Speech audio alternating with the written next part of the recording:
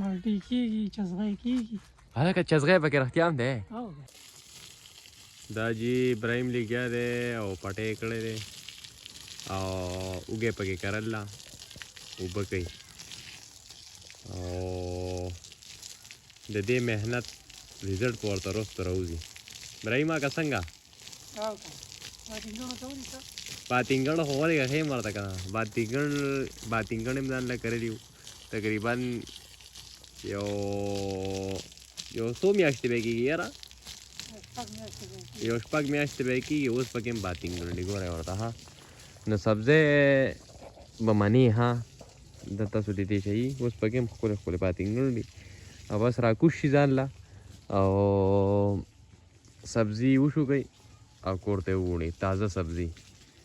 نو د دې ویډیو مقصد مې دا دی چې لکه که تاسو سره هم ځمکه وي نو داسې قسمه فایده ترې تاسو اخیستی شئ.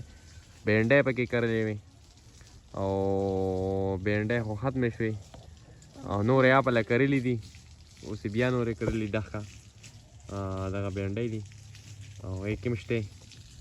نو د ویډیو مقصد مې دا دی چې لکه تاسو هم داسې فایده اخیستی شئ د پټي نه او د کور خواته چې کوم دی د بری کور دی او لاندې چې کوم دی یا پټی دی لګیا دی او بس ښه مزېدار په پیپ کې ورته نیسل دی. نور څه کار خو د ده شته دی نه، زمیندارۍ ته یې کار ویلی دی. څه کال یې پکې جوار هم کرلي وو. اورئ د پټي په مخه اخیستي دلته کې په دې چم کې په مخه لګیا دی او مزې هم ده وکړې. اورئ ځکه چې ټانټې یې خرڅې کړې په دې تلو تلو کې ورته بس بجلي لړه او د اخره سره اوس زما خیال دی بل پیپ ته برابروي. وګورئ که ښځه تاسو سره په دې پټي کې یو مالټه ده هغه ورسره په دې ویډیو کې شریکومه.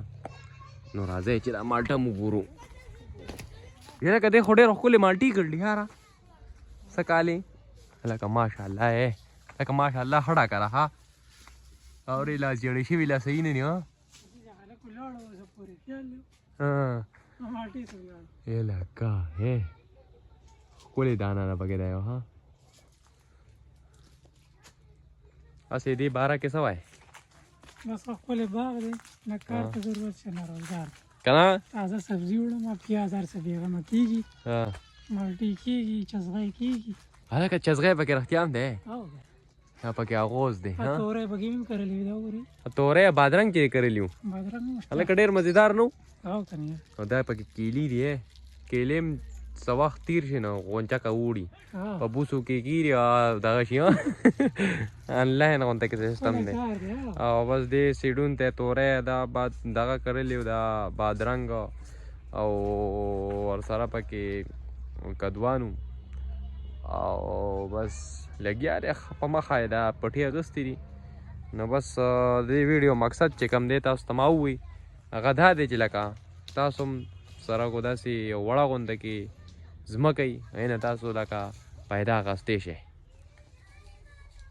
بس دا موسم دی پکې تاسو لیدی شئ دا ګیر چاپېره ډېر مزېدار او پکې مالټې دي. نو بس دا حالات دي غیر چاپېره تاسو لیدی شئ دا.